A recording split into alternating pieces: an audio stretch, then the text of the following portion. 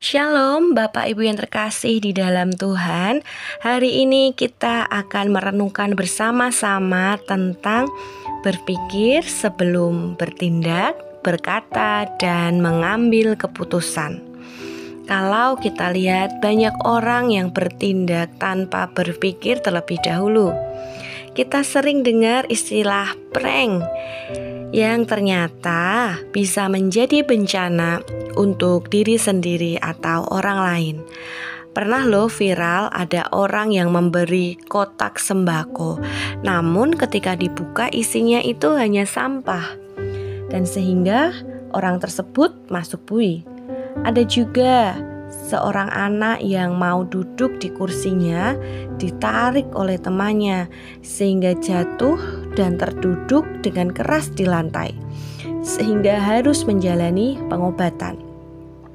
Tindakan-tindakan bertindak tanpa berpikir terlebih dahulu sering kita lakukan kepada orang lain, bahkan tidak jarang pada diri kita sendiri.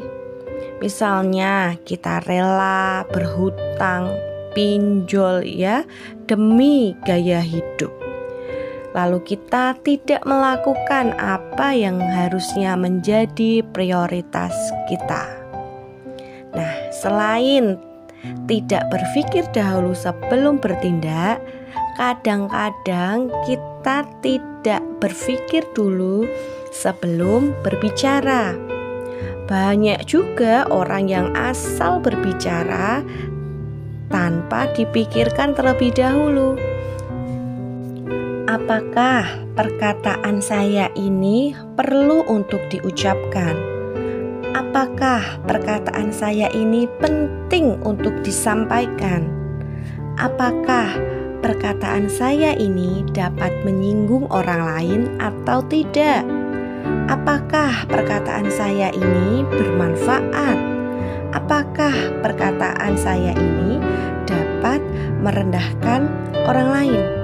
Baik itu kepada suami kita, anak-anak kita, keluarga, maupun orang lain.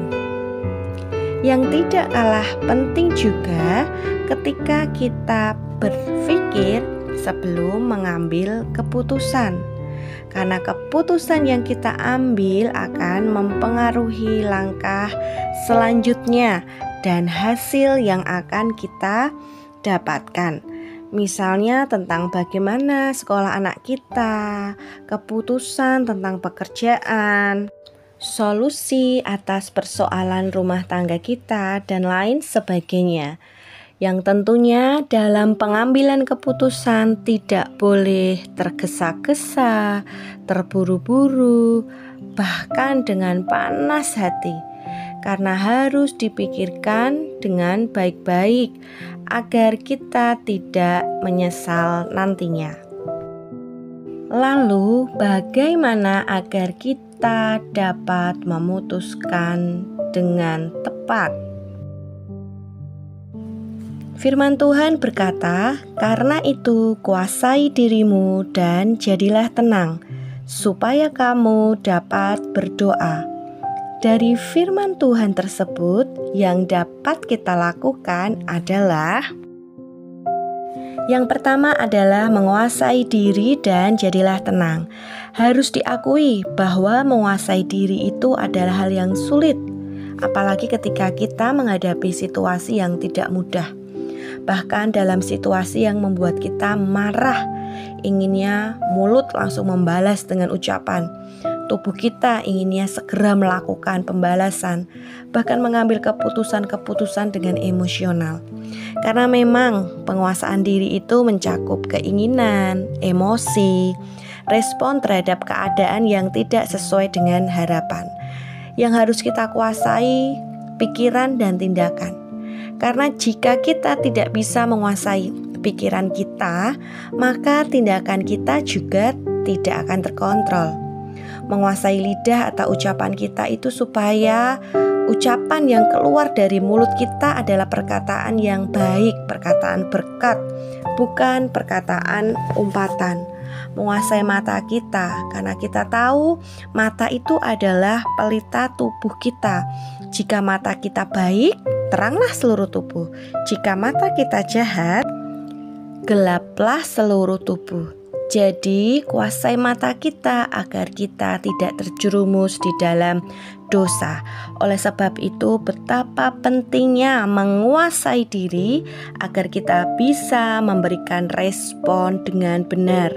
Ketika kita dapat menguasai diri, maka kita akan menjadi tenang. Tenang artinya kita mampu menjaga diri kita tetap terkontrol dan dalam kendali yang baik, sehingga dengan demikian kita tidak melakukan hal-hal yang ceroboh dan negatif, lalu tidak khawatir yang berlebihan sehingga tepat mengambil keputusan yang benar dan bijak. Jadi marilah belajar kita untuk menguasai diri dan menjadi tenang. Yang kedua tentunya adalah berdoa. Menguasai diri dan menjadi tenang sangat penting agar kita dapat berdoa.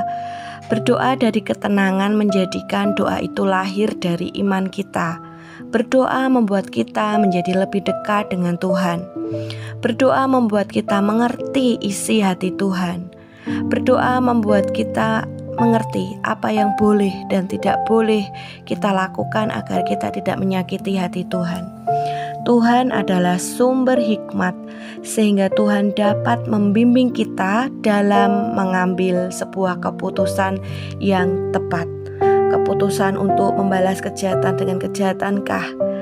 Keputusan untuk membalas kejahatan dengan kebaikankah? Keputusan dalam problema rumah tangga kita, keputusan dalam kesehatan kita, dan lain-lain. Sekalipun terkadang hasilnya tidak maksimal atau tidak sesuai dengan harapan, tapi percayalah jika doa itu, keputusan itu sudah kita serahkan kepada Tuhan, sudah kita tanya kepada Tuhan, sudah merupakan hasil pergumulan kita dengan Tuhan, maka hal atau keputusan tersebut adalah yang terbaik buat kita. Bapak, Ibu, Saudara yang terkasih di dalam Tuhan, hari ini kita diingatkan kembali bahwa kita harus berpikir dahulu sebelum bertindak, berkata, dan mengambil keputusan dengan cara menguasai diri dan jadilah tenang, lalu berdoa kepada Tuhan. Kiranya dengan pertolongan Tuhan kita dimampukan untuk dapat menguasai diri kita, menjadi tenang dan dapat berdoa kepada Tuhan, sehingga kita dapat bertindak, berkata, dan mengambil keputusan dengan bijak. Selamat berjuang, Tuhan memberkati.